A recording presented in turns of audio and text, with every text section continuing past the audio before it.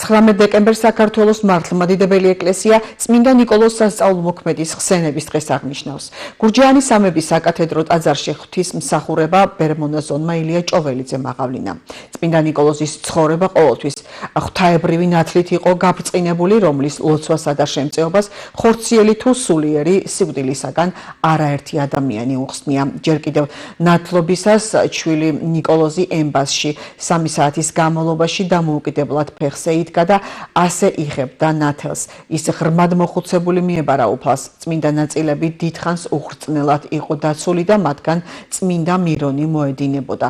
1087 წელს იტალიის ქალაქ ბარის მაცხოვრებლებმა წმინდა ნაწილები თავის ქალაქში გადაასვენეს, რათა მაჰმადიანების მხრიდან მოსალოდნელი თავდასხმის გამო მირონ ლუკიაში დაბრძანებულ სიწმინდეებს საფრთხე არ დამუქრებოდა. ქართველ ერში წმინდანი განსაკუთრებული სიყვარულითა და პატივისცემით სარგებლობს. მისი დასტურიც მის სახელზე აგებული არაერთი ტაძარია. საქართველოში ნიკოლოზობას წელიწადში ორჯერ 19 დეკემბერს მისი გარდაცვალების და 22 მაისს წმინდა ნაწილების მირონიდან ბარში გადასვენების დღეს აღნიშნავენ. ეს ადამიანი იყო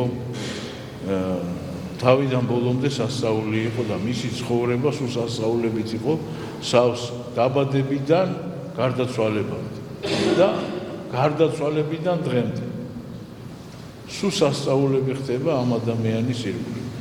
მისი მეოხებით, მისი ლოცვით ხალხი დღესაც იკურნება და ხალხი დღესაც გამოდის მდგომარეობიდან. ვინც რწმენით მიეახლება, ხო?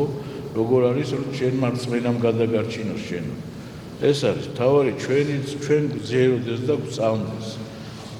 და თვითონ კიდევ ეს პიროვნება რომ დაიბადა თუ არა უკვე ეს სასწაული მოხდა, იმიტომ რომ ფაქტიურად არ უნდა გაჩენილიყო დედამისი ისეთი ავად იყო რომ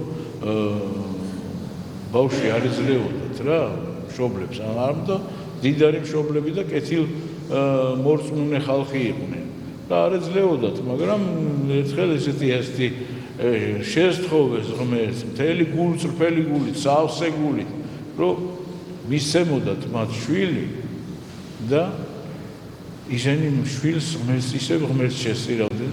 ერთხელ წმინდა ნიკოლოზი მიდის რომ მოილოცოს იერუსალიმი და იქ წმინდა ადგილები და თან ფიქრობდა რომ დარჩენილიყო იქ, მაგრამ ღვთისნები და ღვთისგანგებით არ რჩება იქ, ისე უკან ბრუნდება და რო ჩამოდის ჩვეულებრივად უნდა რომ მივიდეს მწუხრი ცისკარის ლოცვას დაესწროს მირონ ლუკიაშია უკვე თავის ქვეყანაშია და რომ შედის იქ ერთი მღვდელმთავარი ხდება და ეკითხება შენ რა გქვია, ვინ ახარ და რომ გაიგებს და შეყავს მერე საკურთხეველში, სადაც მღვდელმთავრები დგანან და ელოდებიან ვინ შემოვა პირველი ღვთისმსახური, რომელსაც უნდა დაასხან ხელი ეპისკოპოსისა, რომელიც იქნება მირონ ლუკიის ეპისკოპოსი.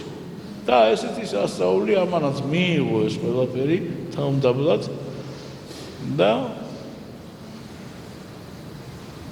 აიყვანეს ეპისკოპოსის ხარისხში. დღეს არის ძალიან დიდი დღესასწაული.